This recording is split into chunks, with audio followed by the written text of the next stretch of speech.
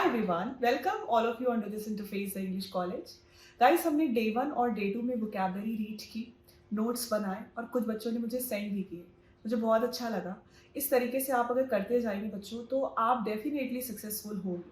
ठीक है, क्योंकि आप अगर हार्डवर्क कर रहे हैं तो हार्डवर्क आपको भले ही थोड़ा देर से पे करे पर पे करता है हार्डवर्क. ठीक है, तो आज डे 3 है और डे 3 में आपको बताने जा रही हूँ ग्रामर. मैं आपको पढ़ाने नहीं जा रही हूँ, मैं बस आपको कनेक्ट करने जा रही हूँ कुछ चीज़ों से. ठीक है, तो हम पढ़ेंगे बहुत ही क्रिएटिविटी के साथ. हम ओल्ड फैशन मॉडल फॉलो नहीं करेंगे. हम जो भी पढ़ेंगे वो लेटेस्ट ट्रिक से पढ़ेंगे या क्रिएटिविटी के साथ पढ़ेंगे, क्योंकि आप सभी हैं द इंग्लिश कॉलेज के इंटरफेस पर. सो आप सभी तैयार हैं. एक बात और, बैकग्राउंड कैसा भी हो, साउंड कैसा भी हो, आपको ध्यान देना है कंटेंट. ठीक है, क्योंकि आप फॉर्मेलिटी से उठकर अब आ रहे हैं रियलिटी के आसमान पर. फॉर्मेलिटी से आप कभी कुछ नहीं कर सकते. रियलिटी पर आइए. आप जितने रियल होंगे ना, लोग आपको उतना अप्रिशिएशन देंगे. सो सभी बच्चे रियलिटी को फॉलो करें और चीज़ें जो भी कॉम्प्रिहेंसिव हैं उनको वैल्यू करिए. ठीक है, तो आप लाइफ में आगे बढ़ेंगे. चलिए शुरुआत करते हैं अपने एक इम्पॉर्टेंट टॉपिक की. ग्रामर का एक ऐसा टॉपिक बच्चों जिसकी हेल्प से आप राइटिंग भी कर सकते हैं, स्पीकिंग भी कर सकते हैं, और अगर आप किसी भी कॉम्पिटिटिव एग्जाम की प्रिपरेशन कर रहे हैं तो आप उसमें भी हाईएस्ट स्कोर कर सकते हैं. तो ये आपका बहुत इंपॉर्टेंट टॉपिक है. इस टॉपिक का नाम मैं जल्दी से रिवील करती हूँ. The name of this topic is tenses. But before telling you about tenses, I would like to tell you the importance of English. English क्यों पढ़नी चाहिए? English is the language of aviation, computers, diplomacy, tourism, science.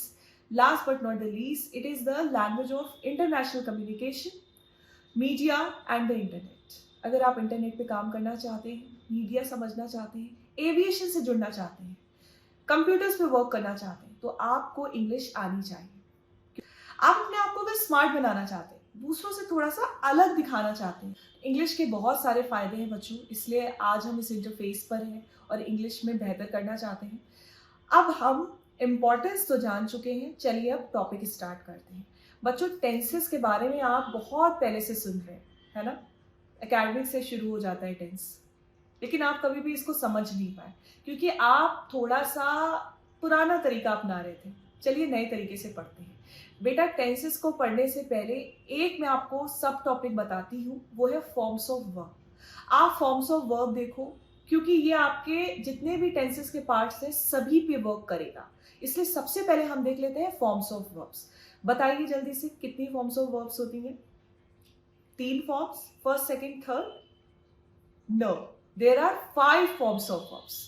क्योंकि आप जब इस trick से पढ़ेंगे तो आपको बहुत ईजी फील होगा आगे. फर्स्ट फॉर्म क्या है, सेकंड फॉर्म क्या है, थर्ड फॉर्म क्या है, ये आप जानते हैं. मैं आपको बताती हूँ फोर्थ और फिफ्थ फॉर्म. डरिएगा बिल्कुल नहीं, फोर्थ और फिफ्थ फॉर्म सबसे इजीएस्ट फॉर्म्स है. चलिए एग्जांपल लेते हैं प्ले से.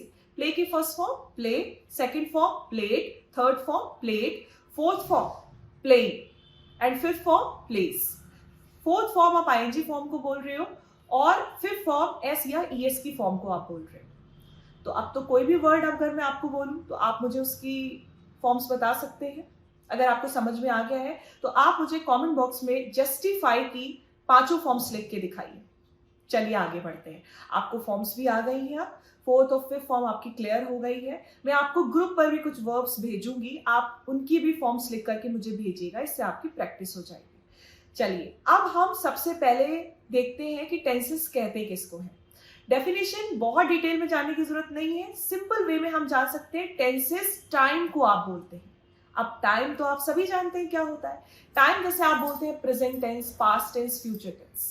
प्रेजेंट क्या है, जो वर्तमान काल है, जो अभी चल रहा है. पास्ट टेंस क्या है, जो बीत चुका है. और फ्यूचर टेंस है, जो आने वाला है. तो प्रेजेंट, पास्ट, फ्यूचर अगर आप जानते हैं तो जल्दी से हेडिंग डाल लीजिए simple present tense. Simple present tense heading डालने के बाद मैं आपको इसमें भी एक सब टॉपिक बताने जा रही हूँ. द नेम ऑफ दिस सब topic is habitual actions. Habitual actions क्या होते हैं? हैबिचुअल एक्शंस जो हैबिट को इंडिकेट करते हैं उन्हें आप कहते हैं हैबिचुअल एक्शंस. हिंदी में आपको कई सारे सेंटेंसेस याद आ रहे हैं ना जो आपकी हैबिट को इंडिकेट करते हैं. जैसे मैं रोज नहाता हूँ, मैं डेली न्यूज़पेपर पढ़ता हूँ. मैं डेली टॉफी खाता हूँ, बच्चे बोलते हैं ना। इस तरह के सेंटेंसेस आप सिंपल सिंपल से बोलते रहते हैं डेली लाइफ में। इसके अलावा भी हिंदी में तो आप काफी टफ सेंटेंसेस भी बोलते हैं। जैसे आप बोलते हैं कि मैं स्कूल से आने के बाद डेली क्रिकेट खेलता हूँ, मैं कार्टून देखे बिना तो रह ही नहीं सकता, मैं रोज देखता हूँ शाम को। ये सारे है ना हिंदी के सेंटेंसेस जो आपकी हैबिट को इंडिकेट कर रहे हैं। तो बेटा इंग्लिश में जो सेंटेंस आपके सामने लिखा है, आप कैसे समझोगे कि वो एक हैबिचुअल एक्शन का है? उसको तो आपको ट्रांसलेट करना पड़ेगा। ट्रांसलेट करने का तरीका पुराना हो चुका है। चलिए बात करते हैं ट्रिक की। ट्रिक है कि मैं आपको कुछ वर्ड्स बताने जा रही हूँ। ये वर्ड्स आप कभी भी इंग्लिश के सेंटेंस में देखिए तो तुरंत बोल दीजिए कि ये एक हैबिचुअल एक्शन का सेंटेंस है। वो सारे ही वर्ड्स आपकी स्क्रीन पर आ चुके हैं, जिसमें से सबसे पहला है हैबिचुअली। हैबिचुअली का मतलब होता है नियमित तौर पर। सेकेंड इज डेली, डेली रोज। एवरी डे, अब एवरी डे प्रतिदिन को कहते हैं। एवरी डे से कनेक्टेड वर्ड्स हो सकते हैं every morning, every evening, every year, every week, every month, इस तरीके से। Next word is your often. Often मतलब प्राय। नेक्स्ट वर्ड इज सेल्डम मतलब कभी कभार। फ्रीक्वेंटली बार बार, कोई काम आप बार बार कर रहे हैं तो वो भी आपकी हैबिट को इंडिकेट करता है। ट्वाइस दो बार, थ्राइस तीन बार, हार्डली मुश्किल से। आई होप आप सभी को समझ में आ रहा होगा। इन सभी की मैंने मीनिंग बता दी। अगर आपको ये वर्ड्स किसी भी सेंटेंस में दिखाई दे तो आप तुरंत बोल दीजिए कि ये एक हैबिचुअल एक्शन का सेंटेंस है। ट्रांसलेशन करने की जरूरत नहीं है। तो इतनी अच्छी ट्रिक जानने के बाद अब मैं आपको बताने जा रही हूँ कुछ sentences. And the sentences are: Raj eats bread and butter before going to school. Raj school जाने से पहले रोज ब्रेड और बटर खाता है, तो ये उसकी आदत हुई ना। एमा वॉचेस कार्टून एवरी डे। एमा रोज कार्टून देखती है, ये आदत हुई ना। हमने कैसे जाना? क्योंकि फर्स्ट सेंटेंस में आपको वर्ड मिला बिफोर। बिफोर था ना आपकी स्क्रीन पर। सेकेंड सेंटेंस में आपको वर्ड मिला क्या? एवरीडे।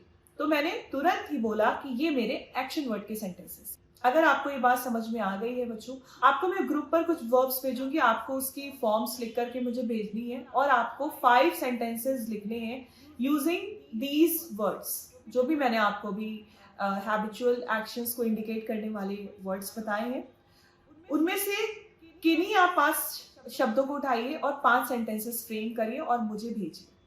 तब तक के लिए नेक्स्ट वीडियो का वेट करिए। जल्दी से आपके सामने नेक्स्ट वीडियो होगा जिसमें मैं सिंपल प्रेजेंट टेंस को प्रॉपर तरीके से एलिब्रेट करूंगी।